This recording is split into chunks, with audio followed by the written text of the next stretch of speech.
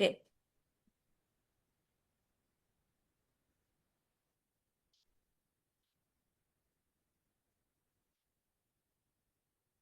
దేవునికి వందనాలు. అందరికి చేరువచ్చిన ప్రతి ఒక్కరికి వందనాలు.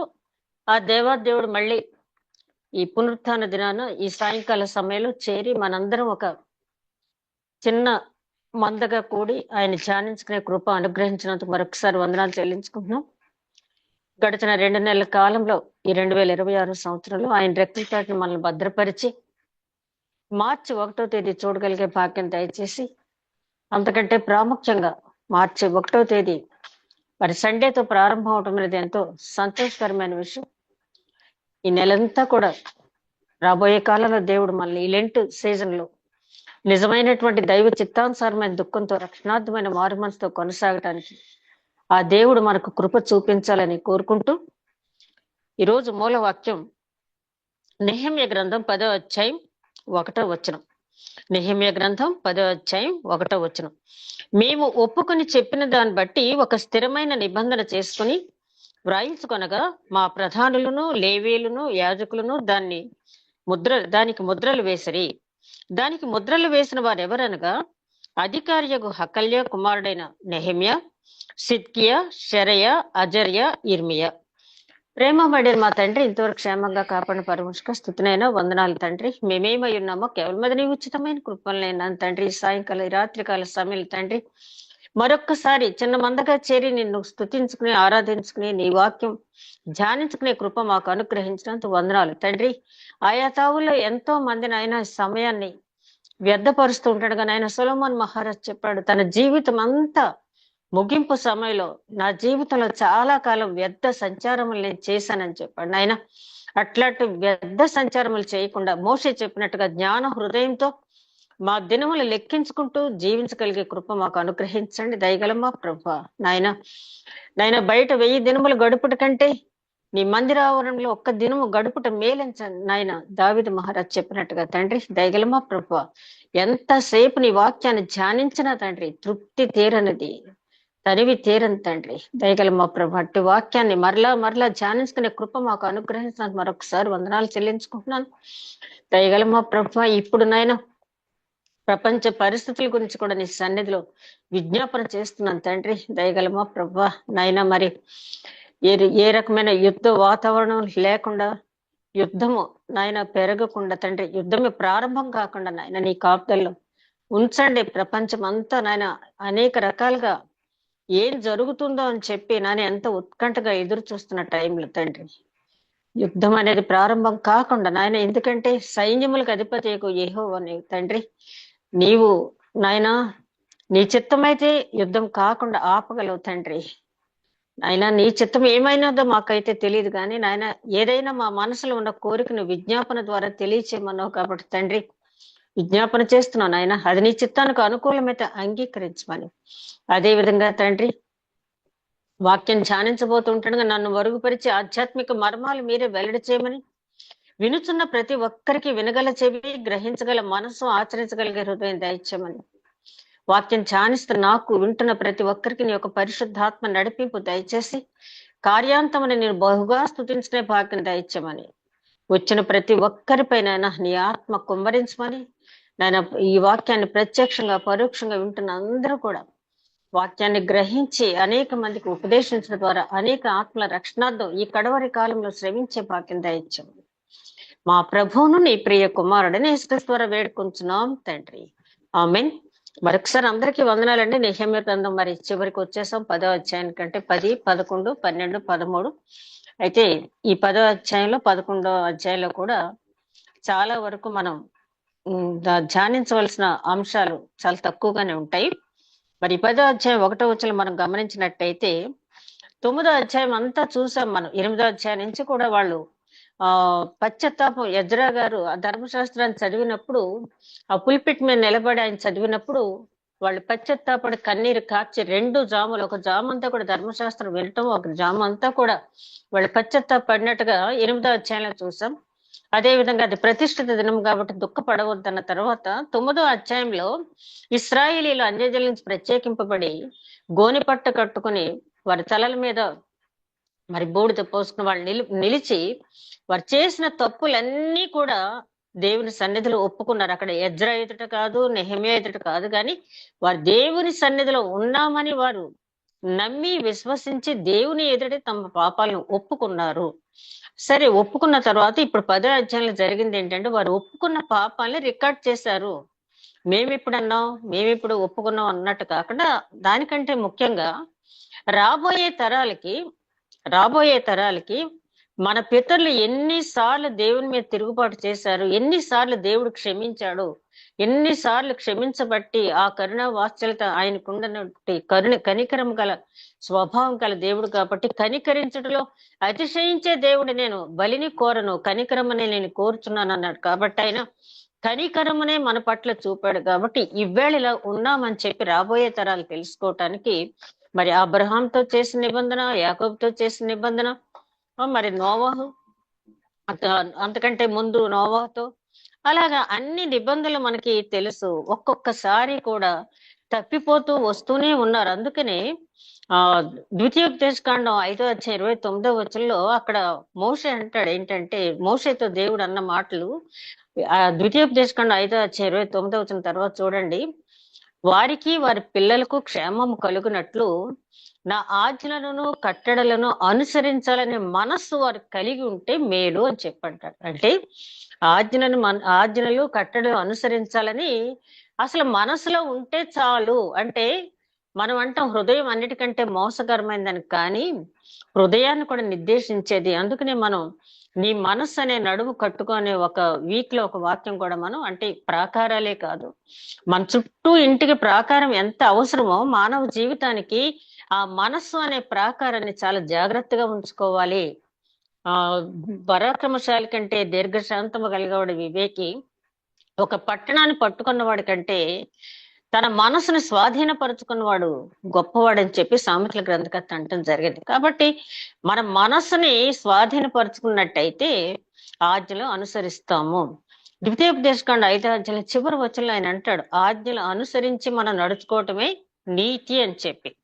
అలాగే పేతురు గారు రాసిన 2వ పత్రిక 3వ అధ్యాయం 10వ వచనం, మహావేంద్రంతో, ఆ 2వ రాకడతో, పంచభూతాలతో లయమైపోయినప్పుడు నీతి నిలుస్తుంది అంటాడు ఆయన. అంటే నీతి నిలవటం అంటే ఎవరైతే ఆజ్ఞానుసారంగా నడుచుకుంటారో వారు మాత్రమే ఆ క్రొత్త ఆకాశం, క్రొత్త భూమిలో ఉంటారని చెప్పి అర్థం. మరి ఎక్కడ ఆది కాండం దగ్గర మనం చూసినా ప్రకటన గ్రంథం వరకు కూడా ప్రతి వచనం కూడా కంటిన్యూషన్ అనేది ఉంటుంది.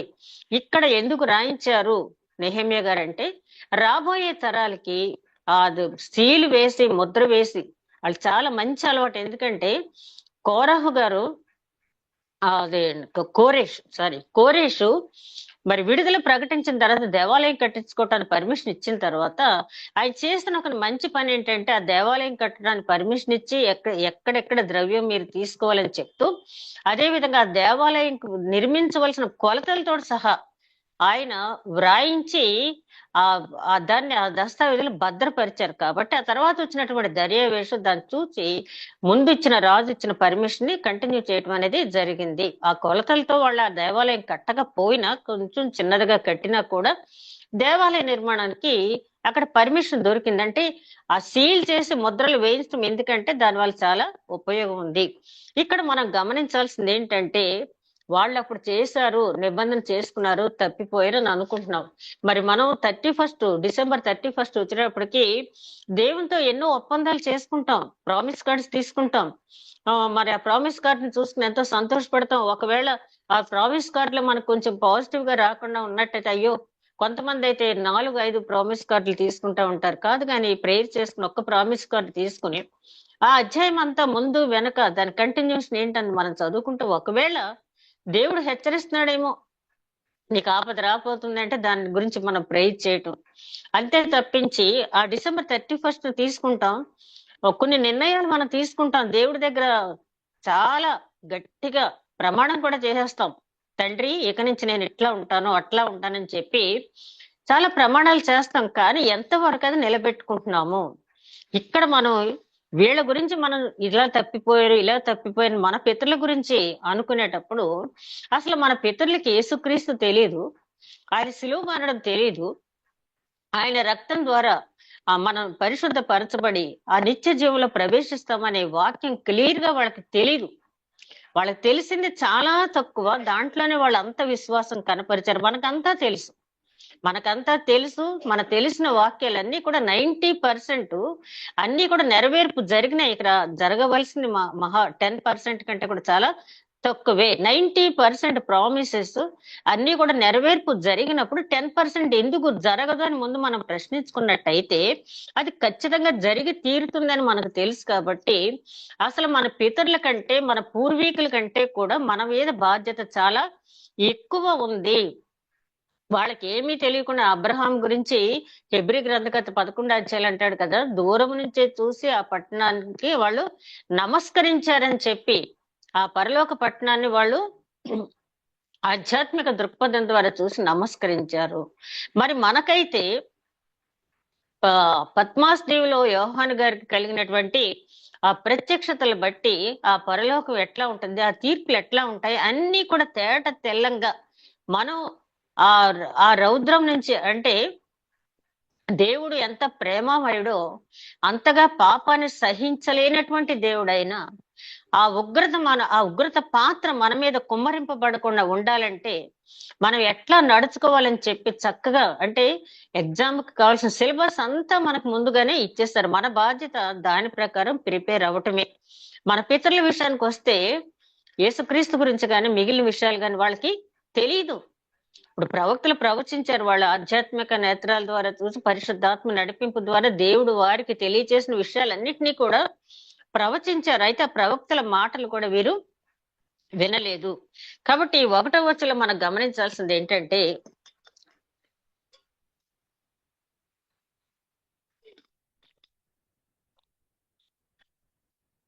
దేవుని దగ్గర చేసుకున్న ఒప్పందాలు మనం ఎంతవరకు నిలబెట్టుకుంటున్నాము. ఆ తర్వాత 2వ వచనం దగ్గర నుంచి ఆ తర్వాత వచనాలు మనం గమనించినట్లయితే ఇవన్నీ కూడా ఆ ముద్రలు వేసిన వాళ్ళ పేర్లన్నీ రాయబడి ఉన్నాయి. అవన్నీ మనకి అక్కర్లేదు.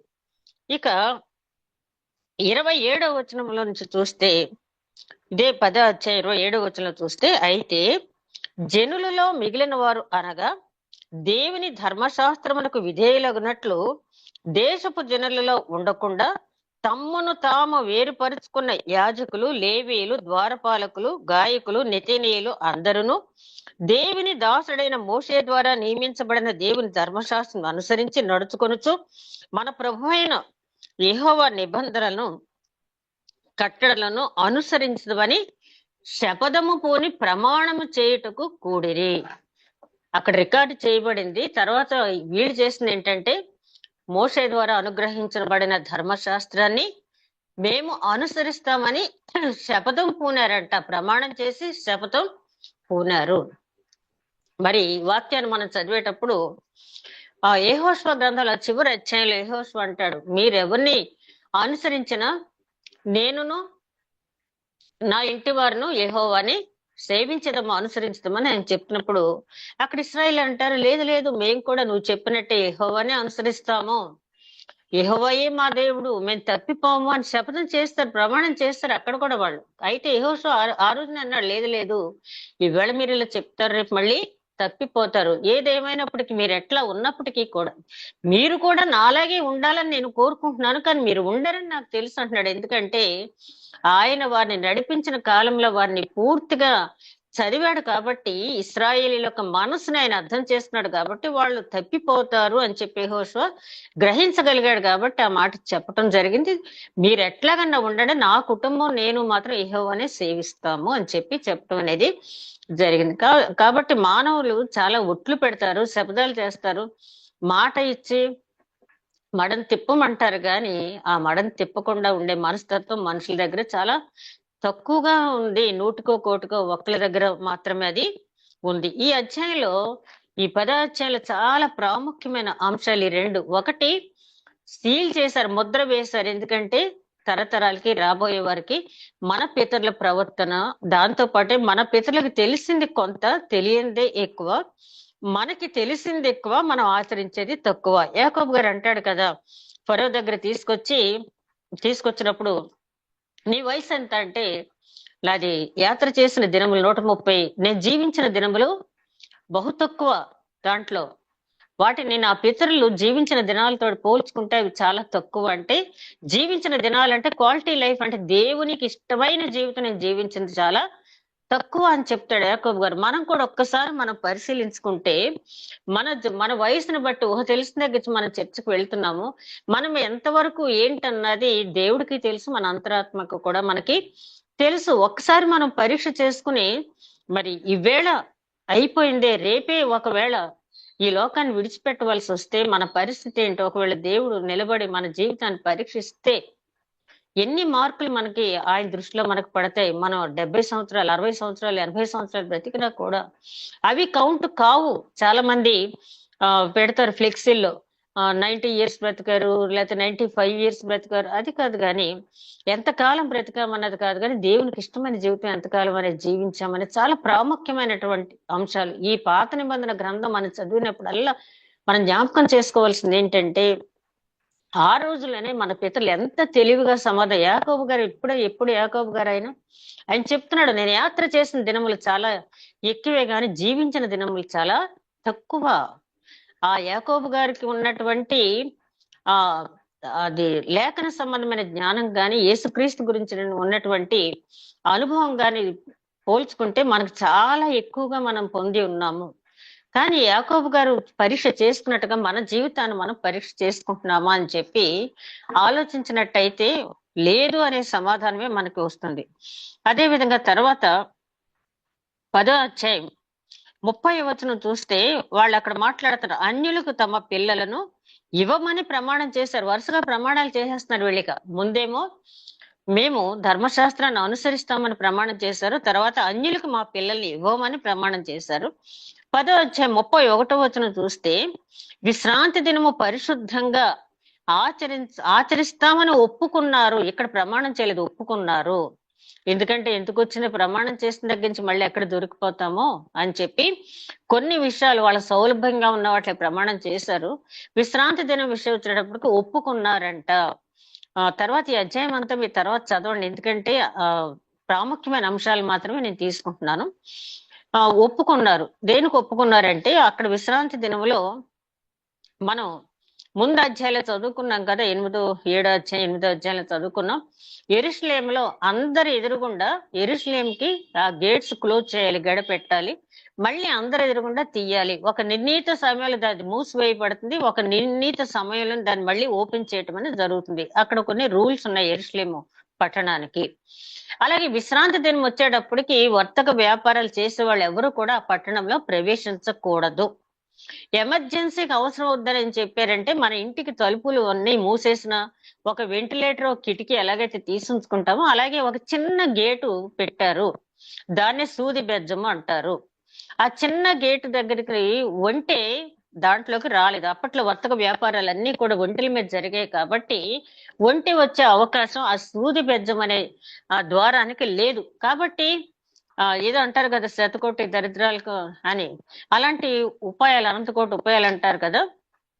అలాగా ఎన్ని రూల్స్ అండ్ రెగ్యులేషన్స్ చేసినా విండోస్ అనేవి మనం తెరిచేస్తూ ఉంటాము. అక్కడ కూడా ఏం జరిగిందంటే, ఆ సూది బెజ్జం దగ్గర వరకును ఒక ఒంటె మీద సామాగ్రి తీసుకుని వస్తే కూలీలు ఈ సూది బెజ్జం యువతల, ఈ గేట్ యువతల ఉన్న ఒక ఒంటెని పెట్టుకుని దాని మీదకి పెట్టేసి బ్లాక్ మార్కెటింగ్ చేసేసేవాళ్ళట. అంటే ఆ రోజున ₹1 అవసరం వస్తున్న ₹1 ఖరీదు చేసే వస్తువుని ₹10 అమ్మటం, అట్లా బ్లాక్ మార్కెటింగ్ జరిగేదట. వీళ్ళు ఇక్కడ ఏం చేస్తున్నారంటే, తర్వాత చదవండి ఆ వచనం, మేము కొనము, ఆ రోజున ఎవరన్నా మాకు ఏదైనా అమ్మినా కూడా మేము కొనము అని చెప్పి ఒప్పుకున్నారంటే. అంటే విశ్రాంతి దినము పర్ఫెక్ట్ గా. అందుకని మత్తయి సువార్తలో యేసుక్రీస్తు చెప్తారు కదా, ధనవంతుడు పరలోక రాజ్యంలో చేరట కంటే ఒంటె సూది బెజ్జంలో దూరటం సులభమని. ఈ సూది బెజ్జం అంటే ఇదే. ఆ యెరూషలేం పట్టణంలో అక్కడ ఎమర్జెన్సీ చిన్న గేట్ పెట్టారు, దాన్ని సూది బెజ్జం అంట. దాంట్లో నుంచి ఒంటె రావటానికి అవకాశం లేనట్టంత చిన్న డోర్ అన్నమాట అది. సరే, తర్వాత 32వ వచనంలో ప్రథమ ఫలాలను మేము తీసుకొచ్చి దేవుని సన్నిధికి ఇచ్చేస్తాము. ఇక్కడ మనం ఇప్పుడు చర్చికి ప్రథమ ఫలాలని పట్టుకుని వెళ్ళక్కర్లేదు. కానీ ఇక్కడ మనం నేర్చుకోవాల్సింది ఏంటంటే, ఇక్కడ మరి విశ్రాంతి దినంలో కూడా ఇక్కడ 10వ అధ్యాయం 30వ వచనంలో కూడా మనం నేర్చుకోవాల్సింది ఏంటంటే, అన్యులకు తమ పిల్లలను ఇవ్వమని చెప్పి వాళ్ళు ప్రమాణం చేశారు. వాళ్ళు ఎంతవరకు నిలబెట్టుకున్నారన్న తీసేయండి, మనం ఎంతవరకు నిలబెట్టుకున్నాము. అన్యులకి అంటే నేను క్యాస్ట్ గురించి మాట్లాడటం లేదు. ఒకే దేవుణ్ణి ఆరాధించే వాళ్ళకి మాత్రమే వివాహం జరుగుతుందా? చాలా మంది పెళ్ళైన తర్వాత మార్చుకుంటాంలేండి అనుకుంటారు. కానీ సొలొమోను మహారాజు అంత జ్ఞానిని మార్చేశారు భార్యలు కదా.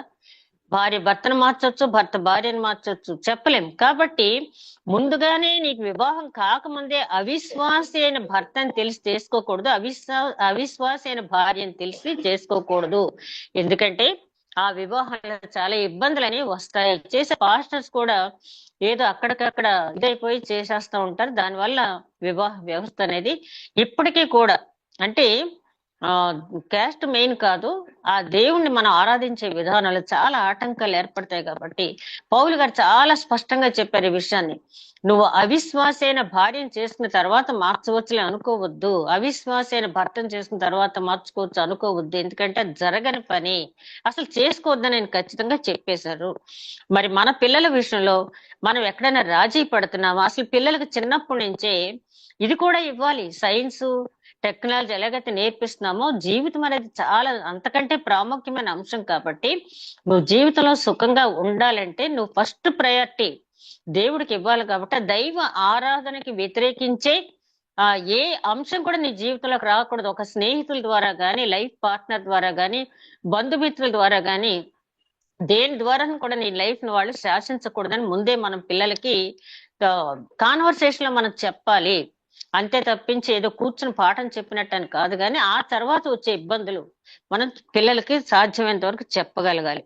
అలాగే విశ్రాంతి దినం పాటించడంలో కూడా మనం ఎంతవరకు సఫలీకృతులు అవుతున్నాము. చాలా మంది ఇప్పుడు మన ఏజ్ లో ఉన్నవాళ్ళు మనం చర్చికి వెళ్తున్నాము, కానీ మన పిల్లల్ని, మన మనవల్ని, మనవరాల్ని తీసుకొచ్చి ఎంతవరకు సమయాన్ని కూర్చోబెట్టగలుగుతున్నాము. మన నానమ్మలో అమ్మమ్మలో మళ్ళీ చాలా భక్తిగా పెంచారు. ఆ తిమోతిని లోయి యునేకే ఎంత భక్తిగా పెంచారో నో డౌట్ అట్. ఇక్కడ కూర్చున్న మన అందరినీ కూడా మన అమ్మమ్మలు, నాయనమ్మలు, అమ్మలు కూడా అంత భక్తిగానే పెంచబట్టి ఈ రోజు ఎంత ఆసక్తితో మనం వారానికి 3 రోజులు చర్చికి వెళ్ళొచ్చిన తర్వాత కూడా ఇక్కడ కూర్చుని దైవ ధ్యానానికి సమయం ఇస్తున్నాము అంటే ఆ పునాది మనకు పడబట్టే మనం అలా ఉండగలుగుతున్నాము. సరే, మనతోటి అయిపోకూడదు కదా. మరి దేవుడు ఏమంటాడు అబ్రహాం గురించి చెప్పేటప్పుడు 18వ అధ్యాయం ఆదికాండంలో, తరతరాలకు నా గురించి వివరించి చెప్పుటను బట్టి అబ్రహామును నేను ఎరుగుదును అంటాడు. అబ్రహాం గానే ఉంటే నాకు అక్కర్లేదు.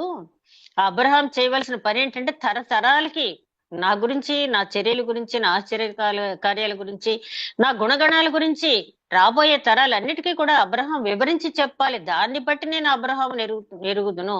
అందుకనే అబ్రహాం దేవుడిని ఆయన చక్కగా చెప్పుకుంటాడు. రెండోది అదేంటి దావీదు ఆసాఫ్ కీర్తనలో కూడా అంటాడు, వృద్ధాప్యం వచ్చే వరకు నన్నుంచు, నేను రాబోయే తరాలకి నీ ఆశ్చర్య కార్యాలను వివరిస్తాను. అంటే వృద్ధుల బాధ్యత మనకు మనం ఆధ్యాత్మికంగా ఎదగటం మాత్రమే కాకుండా లైఫ్ పార్ట్నర్ ని కూడా ఆధ్యాత్మికంగా ఎదిగేలాగా చూడాలి. అంతకంటే ముఖ్యంగా మన పిల్లల పట్ల. ఎందుకంటే వాళ్ళు ఇప్పుడు ఎలా తయారయ్యారంటే, ఒక్కరోజే కదా హాలిడే, ఒక్కరోజు హాలిడేలో కూడా టైంకి వెళ్ళిపోవాలా చర్చికి, చాలా లాజిక్ గా మాట్లాడుతున్నారు పిల్లలు. ఫస్ట్ క్లాస్ కి వచ్చిన పిల్లల దగ్గర నుంచి not holiday, Sunday is holiday అని చెప్పి పిల్లలకి చెప్పి ఆ దేవుని సన్నిధికి వెళ్ళటం వల్ల అసలు నీకు ఏది కావాలన్నా నువ్వు దేవుణ్ణి అడగాలి, దేవుడే నీకు ఇస్తాడు. కాబట్టి నువ్వు తప్పకుండా ప్రయారిటీ దేవుడికి ఇవ్వాలి చిన్నప్పటి నుంచే.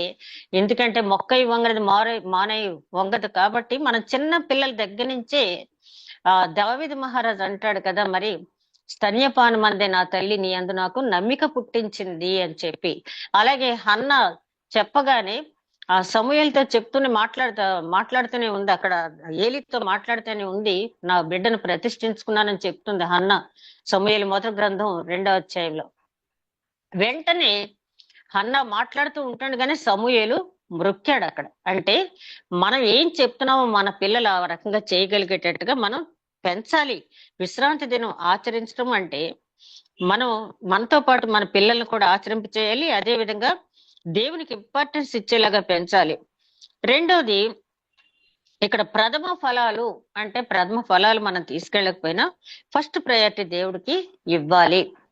తర్వాత వాళ్ళు అంటున్నారు తొలిచూలు కుమారులను, తర్వాత పశువులను దహన బలికి కావాల్సిన అన్నిటిని మేము ఇస్తామని చెప్పంటున్నారు. ఇప్పుడైతే మనం తొలిచూలు పిల్లల్ని ఇవ్వక్కలేదు, ఏదో ఇప్పటికీ కూడా కొంతమంది ఏదో వేలం పాటలు వేస్తూ ఉంటారు, అది కాదు. కానీ తొలిచూలు పిల్లలను ఇవ్వటం అంటే అప్పట్లో జ్యేష్ఠ కుమారుని యాజక అది లేవి గోత్రాలు ఇచ్చేవాళ్ళు. సరే, తొలిచూలు పిల్లలు నేను సేవ కోసం అంటే ఇతర సేవలకు ఇస్తామని చెప్పి అనుకునేవాళ్ళు. అలాగే మందిరంలో కావాల్సిన నూనె, ద్రవ్యం, ద్రాక్షరసం అన్ని మేము తీసుకొచ్చి ఇస్తామని చెప్పి అన్నారు. అయితే ఇప్పుడు మన నూనె, ద్రవ్యం, ద్రాక్షరసం తీసుకెళ్ళక్కర్లేదు. కానీ మనకి ఇప్పుడు ప్రస్తుతం మనం వెళ్తున్నటువంటి తల్లి సంఘానికి కావలసిన అక్కర్లు ఏవైతే ఉన్నాయో వాటిని తప్పకుండా చూడాలి. దావీదు మహారాజు ఏమంటాడు, నేను సరంబి వేసిన ఇళ్లలో నేనుంటంటే మరి నా దేవుడు అట్లాగా గుడారంలో ఉంటే నేను సహించలేకపోతున్నాను అంటాడు. అలాంటి ఆసక్తి ఉండాలి. హగ్గయి ప్రవక్త ఏమంటాడు, మీరు ఎంత తెచ్చుకున్నా మీకు నిలబడదు, ఎందుకంటే దేవుని ఆలయం పట్ల మీరు ఆసక్తి చూపించాలి. దేవాలయం పట్ల దేవుణ్ణి ప్రేమించడం అంటే ఆ దేవాలయానికి కావలసినటువంటి వసతులను చూడాలి. అంతకంటే ముఖ్యంగా దేవాలయంలో పరిశుద్ధత అనేది ఉండాలి. పరిశుద్ధత లేని దగ్గర ప్రభు ఉండడు. కాబట్టి మన దేవాలయంలో జరుగుతున్న కార్యక్రమాల్లో పరిశుద్ధతకు లోపించే, పరిశుద్ధతకు ఆటంకం కలిగించే విషయాలు ఏమైనా ఉన్నట్టయితే వాటిని విడిచిపెట్టాలి. దేవాలయ పరిశుద్ధత అనేది చాలా ప్రాముఖ్యమైన విషయం. మన పితరులు వస్తు సంభారాలు తీసుకువెళ్లారు దహన బలికి, కానీ మన దహన బలి అంటే సర్వాంగ హోమం చేసినట్టుగా మనము దేవునికి మనం సమర్పించుకున్నప్పుడు దేవాలయంలో పరిశుద్ధత అనేది ఉంటుంది. ఆ పరిశుద్ధతకు భంగం కలగకుండా మనం దేవాలయం చూడాలి. ఎందుకంటే సొలొమోను మహారాజుతో నేను చెప్తాడు కదా దేవుడు, నీవు నేను చెప్పిన ఆజ్ఞానుసారంగా నీ ప్రజలు నడుచుకున్నప్పుడు నా మహిమ ఈ రోజు ఎలాగైతే నీ దేవాలయాన్ని కమ్ముకుందో ఈ దేవాలయాన్ని, అదే విధంగా నా మహిమ ఉంటుంది. ఎప్పుడైతే త్రోవ తప్పారో, నువ్వు నీ జల్లు త్రోవ తప్పారో అప్పుడే నా మహిమ ఇక్కడి నుంచి వెడలిపోతుంది అంటాడు. ఆ మాట జరిగింది కదా. మరి అక్కడ సమూయేలు గ్రంథంలో మనం చూస్తాం కదా, ఫీనిహాసు భార్య ఏమంటది, తన కొడుకు ఇకాబోదు అని పేరు పెట్టి ప్రభావం వెడలిపోయినట్టు, ఇశ్రాయేల్ నుంచి ప్రభావం వెడలిపోయింది. అక్కడి నుంచి అలా వెడలిపోయి అంతకంతకు కూడా మహిమ తగ్గిపోయిందే తప్పించి మళ్ళీ ఆయన రెండవ రాకడ సమయంలోనే ఆ పూర్తి మహిమ అనేది మనం చూస్తాం. కాబట్టి ఈ ప్రథమ ఫలాలు ఇవ్వటం అంటే దేవుడికి ఫస్ట్ ప్రయారిటీ ఇవ్వాలి. దేవాలయాన్ని ప్రేమించడం అంటే అక్కడ ఏసీ పెట్టుకోవటమో, లేకపోతే పెద్ద దేవాలయం కట్టేసుకోవటమో, లేకపోతే ఇంకా ఇంకా ఏమన్నా ఏర్పాట్లు, పార్కింగ్ ప్లేస్లు ఏర్పాటు చేసుకోవటం ఇవి కాదు. కానీ దేవాలయానికి కావాల్సినటువంటి ప్రాథమిక దేవుడు ఏం కోరుకుంటున్నాడు అనేది, ఆ పరిశుద్ధతకు భంగం వాటిల్లకుండా ఏం చేయాలనేది అది మనం ఆలోచించాలి. ఇక తర్వాత వీళ్ళు అంటున్నారు, నేను ఈవేళ దీని మీద కొంచెం స్ట్రెస్ ఇవ్వాలని అనుకుంటున్నాను, దశమ భాగం. ఇక్కడ వీళ్ళు అంటున్నారు దశమ భాగాలు ఇస్తామని చెప్పి ప్రమాణం చేస్తున్నారు. దశమ భాగం గురించి ఈ రోజులో చాలా చర్చలు జరుగుతూ ఉన్నాయి. దశమ భాగం గురించి మనకు తెలిసింది. మొట్టమొదటిగా దశమ భాగం అబ్రహాం గారు 14వ అధ్యాయంలో ఆదికాండంలో ఆ మెల్కీసెదెకుకి ఆయన ఇవ్వటం అనేది జరిగింది. ఆ తర్వాత లేవీయులు కూడా దశమ భాగం గురించి లేవీ కాండంలో ఉంది. అదే విధంగా యాకోబు గారు కూడా ఆయన ప్రమాణం చేస్తాడు, నేను వెళ్ళిన ప్రాంతం అంతా కూడా నాకు అన్నవస్త్రాలు లోటు లేకుండా నేను అన్ని ఉన్నట్టయితే నేను సంపాదించిన దాంట్లో తప్పకుండా దశమ భాగం ఇస్తానని చెప్పి ఆ బేతేలు దగ్గర ప్రమాణం చేసుకుంటాడు ఆయన. అయితే ఆదికాండం 47వ అధ్యాయం 24వ వచనం తర్వాత మీరు చూస్తే అక్కడ ఐగుప్తులో కరువు వచ్చినప్పుడు యోసేపు అక్కడ అధికారిగా ఉన్నప్పుడు అక్కడ పంట నుంచి 5 వంతులు తీసుకోవడం జరిగింది. అంటే 2 పాళ్ళు ఇంకా ఎక్కువ, దశమ భాగం కంటే ఇంకా ఎక్కువ తీసుకోవడం జరిగింది. అంటే అప్పుడు పరిస్థితులు బట్టి. అదే విధంగా మనం గమనించినట్లయితే హిజ్కియా కాలంలో కూడా మలాఖీ ప్రవక్త హెచ్చరించడం ద్వారా అక్కడ ప్రత్యేక గదులు ఏర్పాటు చేసి దశమ భాగంగా తీసుకొచ్చినటువంటి వెండి బంగారాలన్నింటినీ స్టోర్ చేయవలసిన పరిస్థితి వచ్చింది. అదే విధంగా మనం ఇప్పుడు 10వ అధ్యాయంలో కూడా చూస్తే అక్కడ కూడా నెహెమ్యా గారు అక్కడ దేవాలయంలో ఒక గది ఏర్పాటు చేయటం జరిగింది. తీసుకొచ్చిన నూనె, ద్రాక్షరసం లేకపోతే ఇట్లాంటివన్నీ కూడా చేయటానికి ఏర్పాటు అనేది చేశారు. బానే ఉంది. బైబిల్లో దశమ భాగం గురించి ఇంత క్లియర్ గా ఉంది కదా, మరి దశమ భాగం ఇవ్వాలా లేదా? ఇప్పుడు మనకు పెద్ద చర్చనీయాంశం అయిపోయింది. ఎందుకంటే దశమ భాగం ఇవ్వకపోతే మీకు ఆ శాపం వస్తుంది, ఈ శాపం వస్తుంది బెదిరించే నాయకులు బయలుదేరిపోయారు. ఇప్పుడు మొన్న నేను చిన్న రీల్స్ చూస్తూ ఉంటే అందులో షార్ట్ లో ఒక పాస్టమ్మ గారు చెప్తున్నారు, దశం భాగం ఇవ్వండి, ఇవ్వకపోతే చస్తారు, మీ చావు మీరు ఇదే లాంగ్వేజ్ ఆవిడ ఉపయోగిస్తుంది. మీ చావు మీరు చావండి దశం భాగం ఇవ్వకపోతే. అసలు చాలా భయంకరంగా తయారైపోయింది అనమాట. ఒకప్పుడు దశం భాగాలంటే ఆలయంలో మనం పోషించవలసిన వారు ఉండేవారు. మీకు ఆది అపోస్తుల గురించి మనం చూసినప్పుడు అపోస్తుల కార్యాలు 6వ అధ్యాయంలో మనం గమనించినట్లయితే అక్కడ 7 డీకన్స్ ని పెట్టుకున్నారు వాళ్ళు. ఎందుకంటే అక్కడ ఉన్నటువంటి ఆర్ఫనేజ్ ని, అదే విధంగా విడో హోమ్ ని, పరదేశులు వచ్చే వాళ్ళకి ఆహారం సప్లై చేయటానికి, ఆ స్త్రీల యొక్క యోగక్షేమాలు చూడటానికి, ఎవరూ లేనటువంటి వారిని చేరదీసి వాళ్ళు పోషించడానికి వాళ్ళు కొంత అమౌంట్ కేటాయించేవాళ్ళు. అదే విధంగా అక్కడ ఉన్నటువంటి యాజకులకు అప్పట్లో శాలరీస్ అని ఏమీ లేవు, వీటి మీద వాళ్ళు పోషింపబడేవాళ్ళు. కానీ ఇప్పుడు ఆ పరిస్థితి లేదు. ఎందుకంటే మన మెయిన్ లైన్ చర్చెస్, మన లూథరన్ కానీ, సిఎస్ఐ కానీ, బ్యాప్టిస్ట్ కానీ మెయిన్ లైన్ చర్చెస్ ఉన్నాయంటే వాళ్ళకి మనం ఒక ఫిక్స్డ్ శాలరీ ఇచ్చేస్తున్నాము.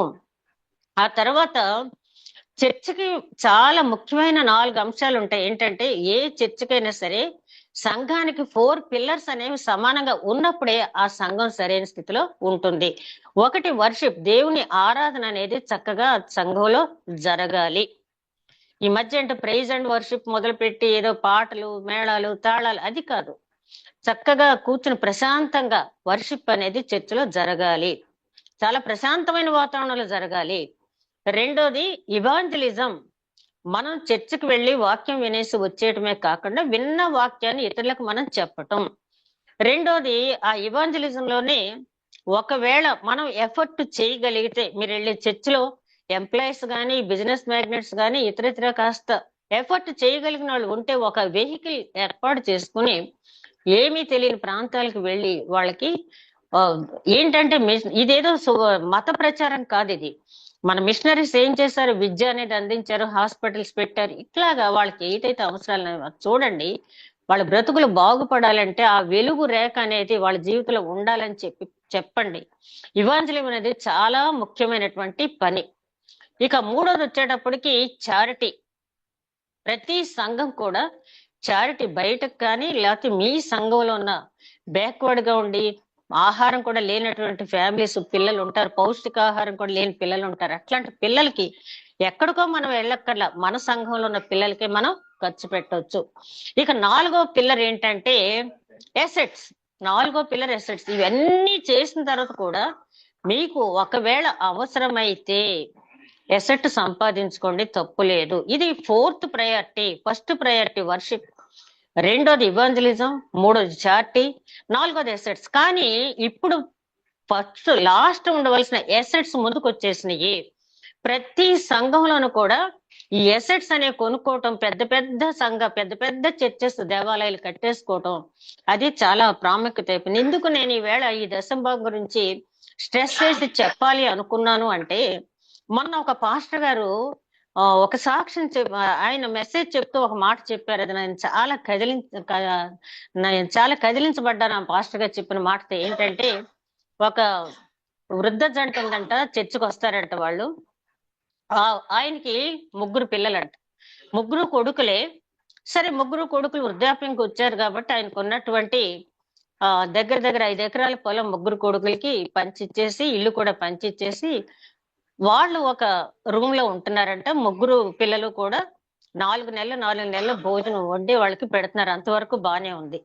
అయితే వీళ్ళు చర్చికి వెళ్ళి వస్తున్నారు, అంతవరకు కూడా వాళ్ళు ఏమి అభ్యంతరం చెప్పలేదు. ఆ పాస్టర్ గారు చెప్పిన దాని మీద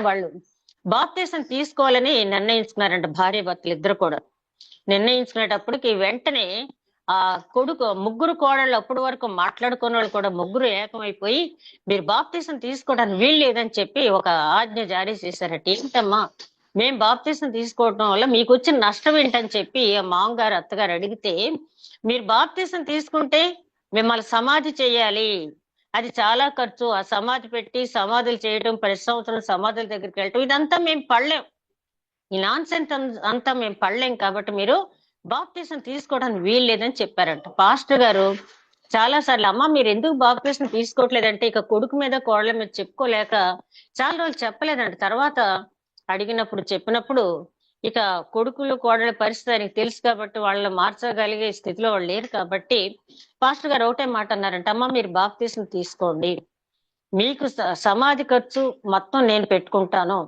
అలాగే నేను బ్రతుకున్నంత కాలం ఆ సమాధి పండగల రోజున నేను చేస్తాను, తర్వాత ఎవరో ఒకరు గ్రామస్తులు ఎవరో ఒకరు చేయకపోరని చెప్పి ఒప్పించి బాప్తిసం వాళ్ళకి భార్య భర్తలకి ఇద్దరు కూడా ఇచ్చారట. వాళ్ళకి రక్షణ పొందాలని ఉంది, బాప్తిసం తీసుకోవాలని ఉంది, కానీ వాళ్ళు ఏంటంటే సమాధి ఖర్చులు పెట్టుకోలేక తీసుకోలేదు. మరి ఒకసారి ఆలోచించండి, మనం తీసుకెళ్లి ఇచ్చే దశం భాగాలు ఎవరికి ఇస్తున్నామో, ఎవరు లగ్జరీస్ కి ఇస్తున్నామో, ఒక క్రీస్తుని ధరించినందుకు, క్రీస్తు సువార్త అంగీకరించి బాప్తిసం తీసుకునేటటువంటి ఇట్లాంటి వారు ఎంతో మంది, వాళ్ళే చాలా మంది ఉన్నారు. ఇప్పుడు చాలా మంది ఆ సమాధి ఖర్చులు పెట్టుకోలేని వాళ్ళు ఉన్నారు.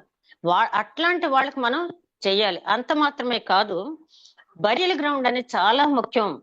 ఒక క్రిస్టియన్స్ కి మన ప్రసంగి గ్రంథకర్త అంటాడు 6వ అధ్యాయం 2వ వచనంలో, ఒకరు 100 మంది పిల్లల కన్నా అతనికి సమాధి కార్యక్రమం సరిగ్గా జరగకపోతే పిండం పుట్టగానే రాలిపోయిన పిండం గతి అతనికంటే మేలు అంటాడు. ఎందుకంటే ఆ పిండానికి సూర్యుని చూడలేదు, ఆ పిండానికి పేరెవరు పెట్టలేదు, ఆ పిండం గురించి ఎవరు చెప్పుకోరు. కానీ ఇతను 100 మంది పిల్లలు కన్నాడు, ఎవరు సమాధి కార్యక్రమాలు చేయలేనప్పుడు ఏమంటారు ప్రజలందరూ, వీడికి 100 మంది పిల్లలు ఉన్నారు, కనీసం వీడికి ఎవరు కూడా సమాధి అనేది చేయలేదు అని చెప్పి చాలా అపహాస్యంగా మాట్లాడుకుంటారంట. ఒక క్రైస్తవుడికి సమాధి కార్యక్రమం అనేది చాలా ముఖ్యం. ఎందుకు నేను ఈ టాపిక్ చెప్తున్నానంటే, ఈవేళ కార్పొరేట్ పాస్టర్స్ అందరూ కూడా వేల మీద తల్లి సంఘానికి ఏమో మధ్యగానోను, కార్పొరేట్ పాస్టర్స్ కి బిర్యానీ పెట్టే మనుషులు ఉన్నారు. వీళ్ళు ఏం చేస్తున్నారంటే ఆకర్షితమైనటువంటి మ్యూజిక్ వాక్యాలతో ఆకట్టుకుని వీళ్ళు లాగుతున్నారు. ఈ హైదరాబాద్ కి చెందిన ఒక కార్పొరేట్ పాస్టర్, నేను పేరు అయితే ప్రస్తావించడం మర్యాద కాదు కాబట్టి చెప్పట్లేదు, ఎక్కడ సెంటర్ ప్లేస్ దొరికితే అక్కడ ఒక పెద్ద గోడౌన్స్ లాగా 10-11 ఎకరాల స్థలాలు కొనేయటం, చర్చి కట్టేయటం. ఎవరిని తీసుకొస్తారు? డిజిటల్ స్క్రీన్ మీద వాక్యం, అక్కడ భోజనాలు టిఫిన్స్ పెట్టి జనాన్ని ఆకట్టుకుంటున్నాడు. ఎక్కడి నుంచి వస్తున్నారు ఈ సంఘస్థులు అంటే, పాపం ఏ పాస్టర్ గారు కష్టపడి సమకూర్చినటువంటి సంఘం నుంచి వాళ్ళని ఆ విశ్వాసుల్ని ఈయన మళ్లించుకోవడం జరుగుతుంది. ఆల్ రైట్, వాక్యం లేదు, అసలు ఇన్ని కోట్లు పెట్టి ఇన్ని స్థలాలు కొని వీళ్ళు కట్టుకుంటున్నారు కదా, ఆ విశ్వాసులు ఎందుకు అడగరు? వీళ్ళని ఎందుకు అడగరు? ఒక బరియల్ గ్రౌండ్ ప్రొవైడ్ చేయమని ఎందుకు అడగరు? బరియల్ గ్రౌండ్ అనేది ఈ రోజుల్లో క్రైస్తవులకు చాలా చాలా చాలా ప్రాముఖ్యమైనటువంటి సమస్య అయిపోయింది. నేను పేరు ప్రస్తావించిన కానీ ఒక ఇంటర్నేషనల్ స్పీకరు కోవిడ్ టైంలో మరణించినప్పుడు ఆయన్ని సమాధి చేయడానికి హైదరాబాద్ లో లేక ఎవరో 2 సమాధుల మధ్యలో ఆయన చేసినట్టుగా తెలిసింది. వాళ్ళు ఎంతనే ఎఫర్ట్ చేయగలరు, కానీ 6 గజాల స్థలం అనేది దొరకటం అనేది చాలా కష్టమైపోతుంది. చాలా మంది ఆలోచించవలసిన విషయం ఏంటంటే, మా సంఘానికి ఇన్ని వేల మంది వస్తారు, మేము 4 షిఫ్ట్ లో పెడుతున్నాం, 5 షిఫ్ట్ లో పెడుతున్నాము అని చెప్పి వాళ్ళ దగ్గర నుంచి దోచుకుంటున్నారే గాని ఈ ముఖ్యమైన విషయం అనేది ఎవరు కూడా మాట్లాడటం లేదు. ఎందుకంటే ఇది చాలా ప్రాముఖ్యమైనటువంటి అంశం. నేను అంటే ప్రాక్టికల్ గా చేసి చెప్తున్నాను. ఇది నేను మా సంఘానికి చైర్పర్సన్ గా చేసినప్పుడు ఒక 2 years మాత్రమే చేశాను. నేను చాలా అది ఎవరైనా చనిపోతే మాకు చాలా భయం వేసేది, ఈ డెడ్ బాడీని ఎక్కడ పెట్టాలి, ఎందుకంటే ఓల్డ్ బరియల్ గ్రౌండ్ అది కామన్, అన్ని డెనామినేషన్స్ కలిసినటువంటి గ్రౌండ్, ఎక్కడ పెట్టాలి డెడ్ బాడీని అని చెప్పి చాలా భయపడేవాడు. అట్లాంటి టైంలో దేవుడు మాకు మార్గం చూపించాడు. 1 crore rupees ఎక్కడ మేము క్యాంపెయిన్కి వెళ్ళలేదు, ఎవరిని 1 రూపాయి అడగలేదు, మా సంఘంలో వచ్చిన కానుకలు పెట్టి మా సంఘానికి ప్రత్యేకంగా రిజిస్ట్రేషన్ చేయించుకుని బరియల్ గ్రౌండ్ పొందుకున్నాం. అలాగే ఒక పాస్టర్ స్టూడెంట్ ని మేము చదివించుకున్నాం. ఒక విడో హోమ్ కి ఒక 70,000 కావాలంటే అక్కడ పంపిస్తే, ఇలాంటి కార్యక్రమాలన్నీ కూడా ఒక లేడీని అయ్యుండు చైర్పర్సన్ గా ఆ 2 years లో. ఎందుకు నేను ఏదో చేశానని చెప్పడం కాదు, మనసుంటే మార్గం ఉంటుంది. ఎంతమంది కార్పొరేట్ పాస్టర్స్ ఇట్లాంటి బాధ్యత తీసుకుంటున్నారు? వాళ్ళు ఎలాగో తీసుకోరు. మీరు దశం భాగం ఇచ్చేటప్పుడు ఆలోచించండి, మీ దశం భాగం ఇచ్చేటప్పుడు ఆలోచించండి. ఒక్కసారి మలాకీ గ్రంథం 3వ అధ్యాయం 10వ వచనం చూస్తే, మలాకీ గ్రంథం 3వ అధ్యాయం 10వ వచనం చూస్తే, నా మందిరంలో ఆహారం ఉండునట్లు 10వ భాగముయు మీరు నా మందిరపు నిధిలోనికి తీసుకుని రండి. దీని చేసి మీరు నన్ను శోధించిన ఎడల నేను ఆకాశపు వాకిళ్లను విప్పి పట్టజాలనంత విస్తారపు దీవెనలు మీకు కుమ్మరించుతుందని సైన్యములకు అధిపతి యెహోవా సెలవిచ్చుచున్నాడు. ఈ వాక్యాన్ని తీసుకుని మీరు దశంభాగం ఇమ్మని చివరి ప్రవక్త అయిన మలాకి కూడా చెప్పాడు కదా, లేకపోతే మరి యేసుక్రీస్తు కూడా కాదనలేదు కదా అని చెప్పాడు. దశంభాగం ఇవ్వద్దని ఎవరు అంటలేదు.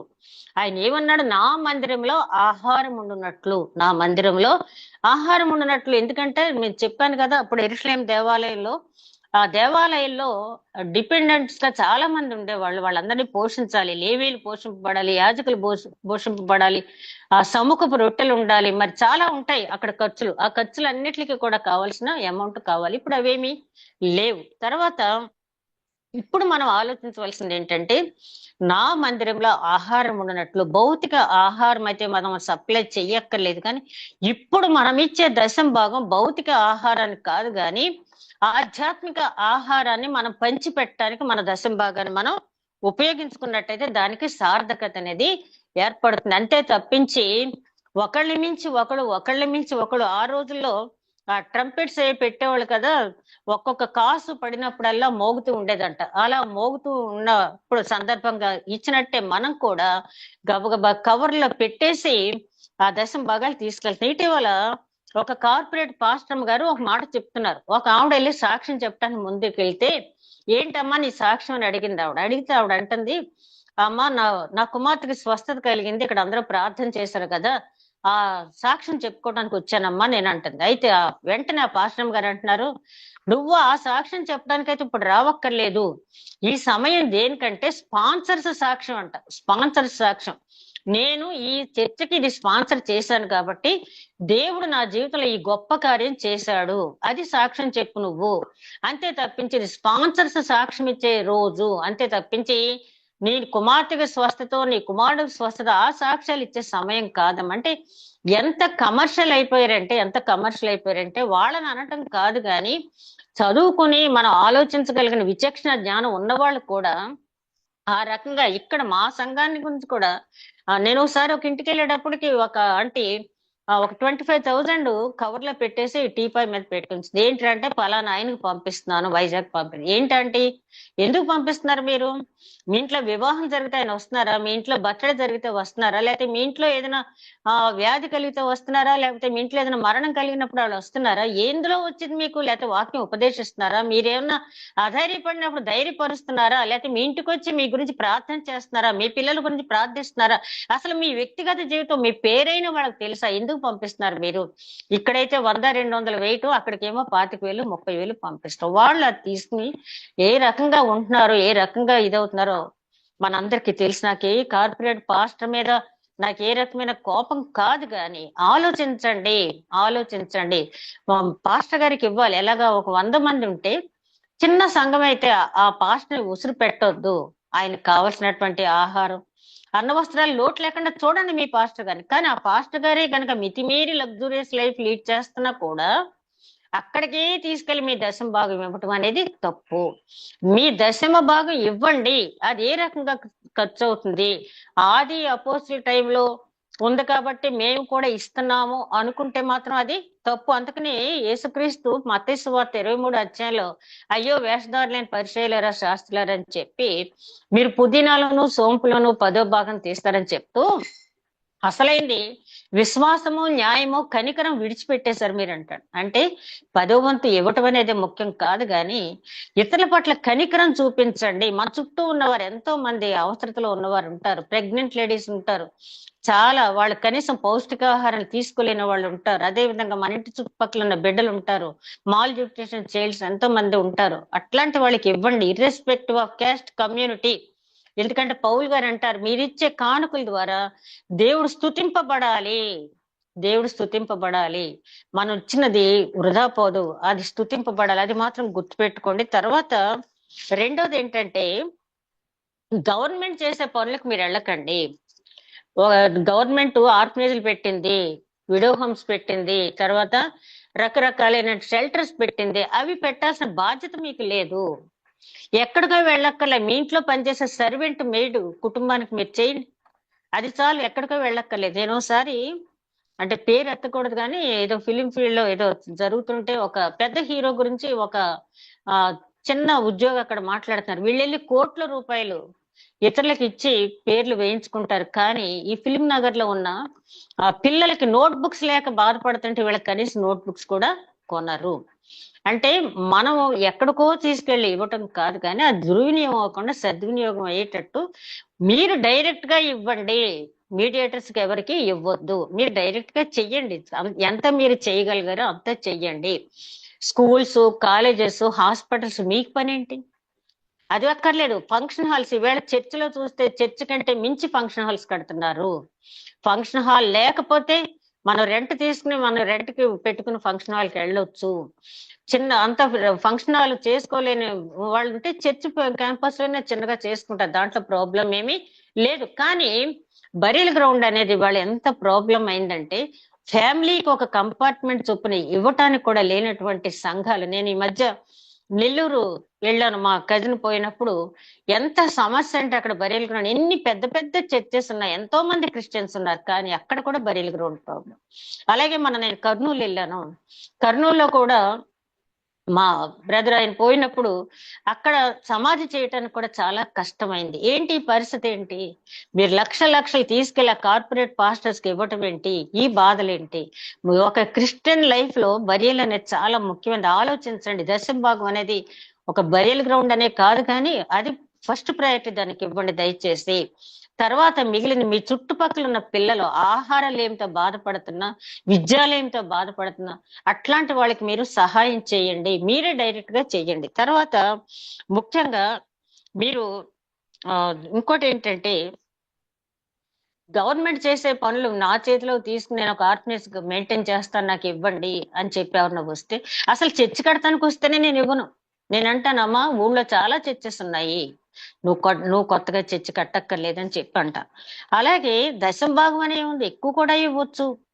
మరి మొన్న చూస్తే బిల్ గేట్స్ ఆయన సంపాదనలో 50% మన భారతదేశానికి 50% ఆయనకు వచ్చిన లాభాల్లో 50% ఇచ్చారండి. దేనికంటే ఎయిడ్స్ పేషెంట్స్ కావాల్సినటువంటి మెడిసిన్స్ అయ్యి, తర్వాత వాళ్ళకి షెల్టర్ హోమ్స్, వాళ్ళకి రీహాబిలేషన్ సెంటర్స్ ఏవి ఉంటాయో వాటికి ప్రొవైడ్ చేయడానికి ఆయన 50% అమౌంట్ ఆయనకు వచ్చిన ప్రాఫిట్స్ లో మన భారతదేశానికి ఇవ్వడం జరిగిందని నేను వార్త చదివాను. తర్వాత ఆ కోల్గేట్ అధినేత గురించి మనకు తెలుసు కదా, 90% ఆయన లాభాలను తీసి ఇలా అనేక రకాలైనటువంటి కార్యక్రమాలకి ఖర్చు పెడతాం, క్యాన్సర్ పేషెంట్స్ కోసం ఖర్చు పెట్టడం, ఇలా చాలా చేశారు. అట్లాంటివి చూసినప్పుడు దశంభాగం ఇవ్వద్దని నేను అన్నాను.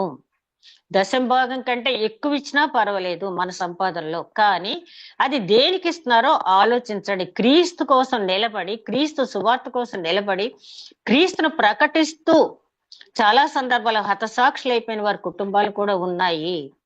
అట్లాంటి వారి కోసం ఇవ్వండి. అలాగే ముఖ్యంగా నేను చెప్పింది, క్రైస్తవులకి బరియల్ గ్రౌండ్ అనేది ఎంత అవసరం దాని గురించి కూడా, ఒకవేళ చిన్న చర్చి బరియల్ గ్రౌండ్ ఎఫర్ట్ చేయలేకపోతే ఒక 4-5 సంఘాలు కలిసి తీసుకోండి, తప్పులేదు. అంతే తప్పించి చాలా రాబోయే రోజుల్లో చాలా ప్రాబ్లం ఎదుర్కొంటారు, అనేక ప్రశ్నలు కూడా ఎదుర్కొంటున్నాం. ఆ టైంలో అక్కడ లేకపోయేటప్పటికి మీరు దహనం చేసుకోలేరా ఏంటి, మీరు సమాధి చేయాలనే క్వశ్చన్స్ కూడా ఎదుర్కోవాల్సిన పరిస్థితులు నేను చూశాను, కాబట్టి నేను చెప్తున్నాను. అట్లాంటి పరిస్థితి రాకుండా ఎవరో మనకిచ్చేదేంటి? అబ్రహాం ఏం చేశాడు? తన భార్య చనిపోయినప్పుడు 400 తులాలు వెండి ఊరికనే ఇస్తానన్నాడు అతను, అయినా తీసుకోలేదు. ఎందుకంటే రేపన్న రోజున ఇది నీకు ఇవ్వలేదు, మళ్ళీ నా స్వాధీనం చెయ్యి అంటాడేమో. చాలా తెలివిగా అబ్రహాం ఏమి చేశాడు? సాగిలి పడ్డాడు వాళ్ళ దగ్గరికి వెళ్ళి, అయ్యా నువ్వు మా మధ్య మహారాజుగా ఉన్నావు అని చెప్పినా కూడా సాగిలి పడి, నాకు నా పేరుని కావాలని చెప్పి తన తరతరాలకి దాన్ని బరియల్ గ్రౌండ్ గా ఉండేటట్టుగా ఆ రోజుల్లోనే అబ్రహాం చేశాడు. మనం ఏం చేస్తున్నాం కూడా ఆలోచించండి. తర్వాత చారిటీ, ఇవాంజలిజం, ఇవన్నీ చూడండి. ఎసెట్స్ మనం ఏం కూడా పెద్దగా సంపాదించక్కల, హస్తకృత ఆలయాల్లో నివసించే దేవుడు కాదు. ఆయన నామ పేరిట విజ్ఞాపన చేయడానికి మనకు ఒక సన్నిధి కావాలి, కాబట్టి ఉంచండి. దానికోసం ఎక్కువగా లగ్జరీస్ ఏదో ఇప్పుడు చర్చ్ కంటే కూడా పార్కింగ్ ప్లేస్లకి ఎక్కువ స్థలాలు కొనేస్తున్నారు.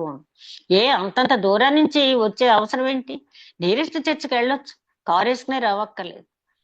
అక్కడ పార్కింగ్ ప్లేస్లకి వేళ స్థలాలు కొన్ని కోట్లు పెట్టి కొంటున్నారు. ఆలోచించండి. దశంభాగం ఇచ్చేటప్పుడు దశంభాగం ఇవ్వద్దని నేను అంటలేదు. తర్వాత ఈ 10వ అధ్యాయం ఎందుకంటే ప్రాముఖ్యమైన అంశం లేదు, నేను ఆ పాస్టర్ గారు చెప్పిన మాట విన్న తర్వాత ఈ మాట నేను తీసుకోవటం అనేది జరిగింది. తర్వాత 11వ అధ్యాయానికి వచ్చేటప్పటికి 11 అధ్యాయాల ప్రాముఖ్యమైన అంశం ఏంటంటే 11 అధ్యాయం 1వ వచనం చూస్తే ఎవరెవరు జనులు అక్కడ ఉన్నారు, ఎవరెవరు నివాసం ఉన్నారు అనేది అక్కడ రాయటం అనేది జరిగింది. అంటే 11 అధ్యాయంలో కూడా మనం ధ్యానించే అంశాలు చాలా తక్కువగానే ఉన్నాయి. 1వ వచనం చూస్తే జనులు అధికారులు యెరూషలేములో నివాసం చేసేదమని మిగిలిన జనులు పరిశుద్ధ పట్టణం యెరూషలేములో 10 మందిలో ఒకడు నివసించినట్లు మిగిలిన 90 వేరు పట్టణంలో నివసించినట్లు చీట్లు వేసిరి. యెరూషలేములో నివసించుటకు సంతోషంగా ఒప్పుకునే వారిని జనులు దీవించరు. చూడండి, ఇక్కడ అధికారులంతా యెరూషలేములో ఉన్నారు. అలాగే మిగిలిన జనుల్లో 9 మంది వాళ్ళ గ్రామాల్లో ఉండొచ్చు.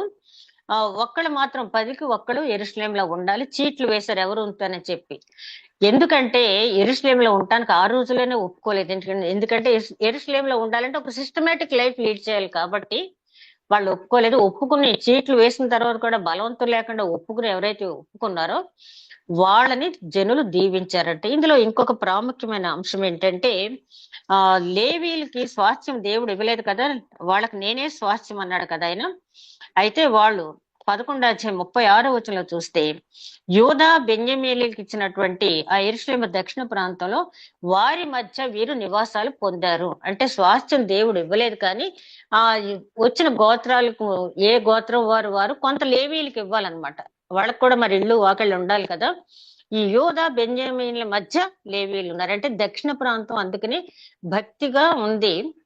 ఇది తర్వాత ఉత్తర ప్రాంతం అంతా కూడా మనకు తెలుసు కదా, అశ్షూరీయుల చెరకు వీళ్ళకంటే ముందుగానే 120 సంవత్సరాల ముందుగానే వెళ్ళిపోవటం అనేది జరిగింది. అది 11వ అధ్యాయంలో ప్రాముఖ్యమైన అంశం ఏంటంటే యెరూషలేములో ఎవరెవరు ఉంటారని నిర్ణయించారు, ఉంటానని ఒప్పుకున్న వారిని జనులు దీవించారు. ఆ తర్వాత ఇక్కడ వీరికి బెన్యామీను లేవీ గోత్రం మధ్య లేవీ యెరూషలేము వారి గురించి మన అపోస్తలుల కార్యాల గురించి కూడా చదివాము. పౌలు గారు ఒక దాన్ని ఏమంటారు, తుఫాను భూకంపం రాబోతుందని తెలిసి అక్కడ పరిశుద్ధుల కోసం వాళ్ళు జీవించడానికి కానుకలు కలెక్ట్ చేసి తీతును వెంటబెట్టును వెళ్ళి ఇచ్చినట్టుగా మనం చూస్తాం. అంటే వాళ్ళని పోషించారు అప్పుడు ఉన్నటువంటి ప్రజలు. ఈ 2 అధ్యాయాలు ఈ ప్రాముఖ్యమైన అంశాలు ఇవి మాత్రమే. మరి ఎవరు కూడా దేనికి హర్ట్ అవ్వద్దు. దశంభాగాల గురించి మేడం గారు ఏంటి ఇలా చెప్పారంటే చాలా ఆర్ద్రతతో చెప్పాను. ఎందుకంటే చాలా ఎక్స్‌ప్లాయిటేషన్ అనేది జరుగుతుంది. ఆ ఎక్స్‌ప్లాయిటేషన్ కి అడ్డుకట్ట వేయాలి. తర్వాత మనం ఎవరికి ఇచ్చిన ఆ రూపాయి సద్వినియోగం అవ్వాలి, దుర్వినియోగం అవ్వకూడదని చెప్పి ప్రార్థనాపూర్వకంగా ఇద్దాము. దేవుడు ఆ కానుకను దీవిస్తాడు. ఒక కానుక మాత్రమే కాదు, మీకు ఇచ్చిన తలాంతులను ఉపయోగించండి, మీకు ఇచ్చిన సమయాన్ని దశంభాగం ఉపయోగించండి. దశంభాగం అంటే దేవుడు కేవలం డబ్బును మాత్రమే కాదు, నీకు పాట పాడే తలాంతి ఇచ్చాడా దాని ద్వారా సువార్త ప్రకటించు, దశంభాగం టైం. అలాగే నీకు ఇచ్చిన తలాంతం దశంభాగం ఉపయోగించు, నీకు ఇచ్చిన సమయాన్ని దశంభాగం ఉపయోగించు. అట్లాంటి వాటిని దేవుడు అంగీకరిస్తాడు. అట్టి నడిపింపు దేవుడు మనకి అనుగ్రహించునుగాక. దయగల మా ప్రభు, విత్తబడిన వాక్యం నూరంతలుగా ఫలించే భాగ్యం దయచేయమని మా ప్రభువును నీ ప్రియ కుమారుడని యేసుక్రీస్తు ద్వారా వేడుకుంటున్నాం తండ్రి. ఆమేన్.